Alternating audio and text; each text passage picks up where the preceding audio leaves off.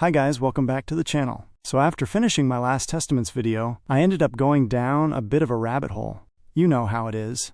You watch an episode, you think you're done. Then one theory leads to another leads to an interview. Then suddenly you're rewatching scenes from The Handmaid's Tale at 1 a.m. trying to figure out if you've missed something. And that's exactly what happened to me. Because while I was looking through different Season 2 predictions, I kept coming back to one question. Who exactly is Daisy? Not who she pretends to be. Not who Gilead thinks she is. I mean, who she really is. Because the more I think about it, the more it feels like the show is hiding something important about her past. And honestly, I don't think it's an accident. The writers know viewers are asking questions. They know people are trying to connect the dots. And one theory in particular keeps popping up, over and over again. At first, I completely ignored it. I thought it sounded way too convenient.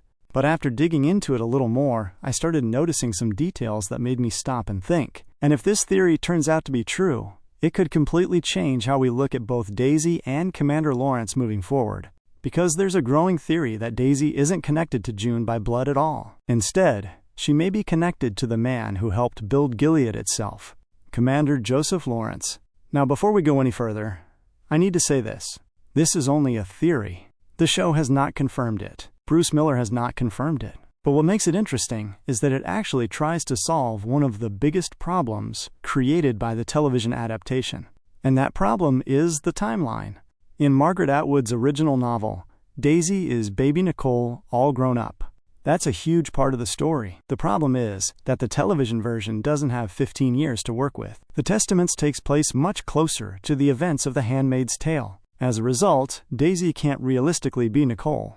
She's simply too old. And Bruce Miller has already addressed this issue by explaining that Daisy is not June's biological daughter in the television version. The moment that information came out, fans immediately started asking another question. If Daisy isn't Nicole, then who is she?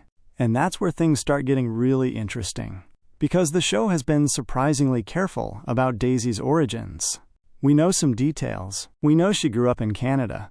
We know she has adoptive parents. We know her biological parents are dead. But beyond that, there are still a lot of unanswered questions. Almost as if the writers are intentionally holding something back. And whenever a show keeps a mystery hidden for this long, fans start looking for answers. The Lawrence theory is one of the most popular explanations that's emerged so far. The basic idea is simple. Joseph Lawrence and Eleanor Lawrence secretly had a daughter during the early years of Gilead. Realizing how dangerous the regime was becoming, Lawrence used his influence to smuggle the child out of the country. That child eventually grew up in Canada and became Daisy. When I first heard it, I honestly thought it sounded a little wild. But the more I looked into it, the more I understood why people are taking it seriously. Let's start with Eleanor, because I think Eleanor is the character this entire theory depends on. Throughout The Handmaid's Tale, Eleanor's depression is usually explained as the result of living inside a nightmare. And that's a perfectly reasonable explanation. She watched her husband help create Gilead. She watched innocent people suffer. She lived with guilt, fear, regret. All of that makes sense. But some fans believe there may have been another layer to her pain, a more personal one. The theory suggests that Eleanor wasn't only grieving what happened to the country. She was grieving the loss of a child.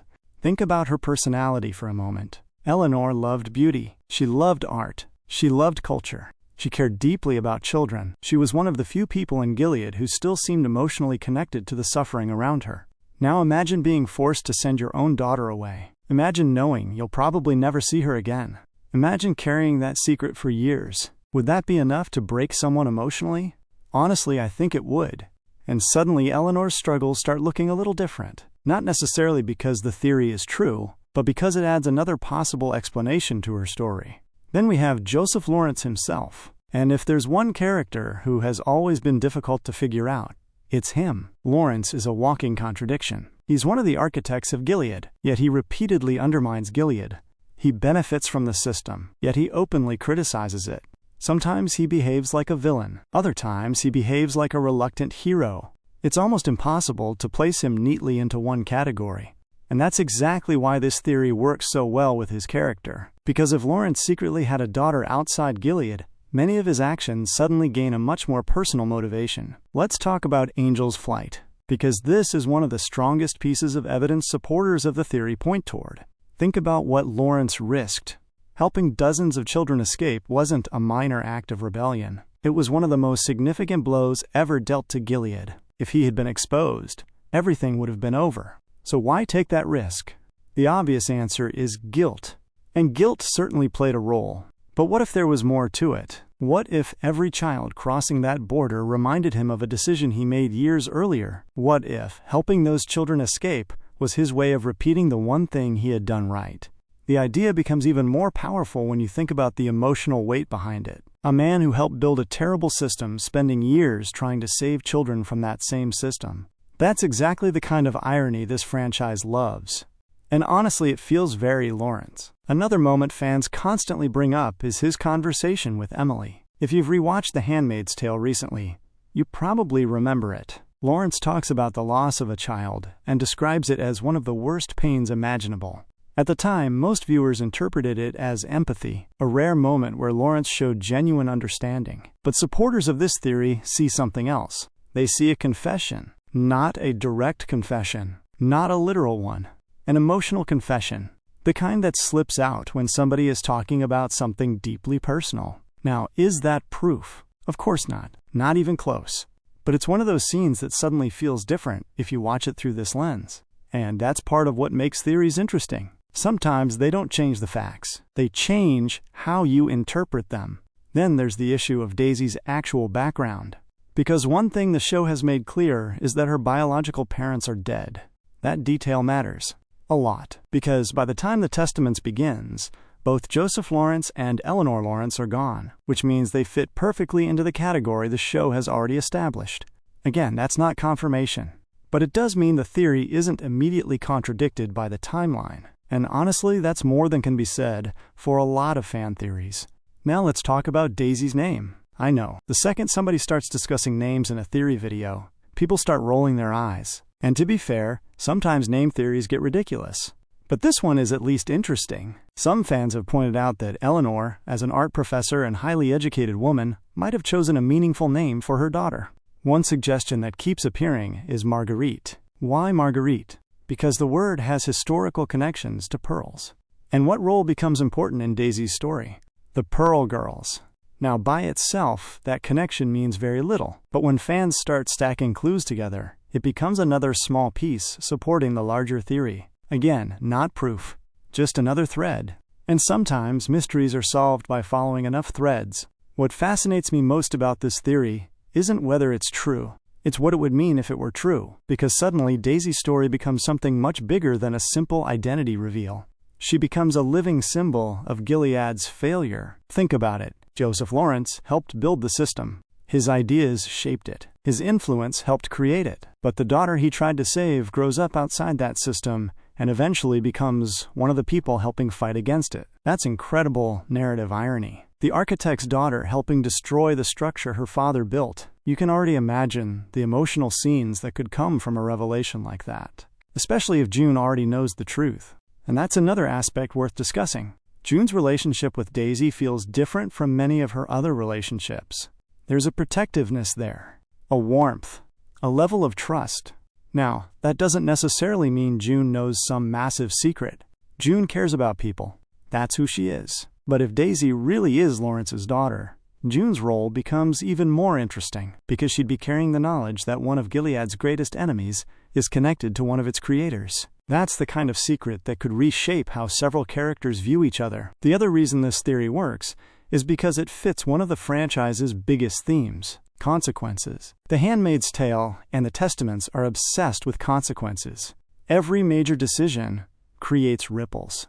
Every choice eventually comes back. Every action has a cost. Lawrence spent years helping build Gilead. Imagine the ultimate consequence being that his own daughter becomes part of the movement that helps bring it down.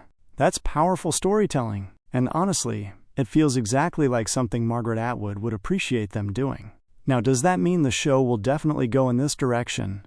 Absolutely not. There are still plenty of reasons it could be wrong. The writers may have an entirely different plan. Daisy's origins could end up being connected to someone else entirely. Or maybe her parentage won't matter at all. That's always possible. But I do think there's a reason this theory has gained so much traction. Unlike many fan theories, it doesn't just exist for shock value. It actually solves a problem. It gives Daisy a meaningful connection to the larger story. It creates emotional stakes. It explains certain character behaviors. And it reinforces themes the franchise has been exploring for years. That's why people keep coming back to it. Not because it's proven, because it feels like it could fit. And right now, that's enough to keep the conversation alive. The biggest mystery surrounding Daisy isn't whether she's important.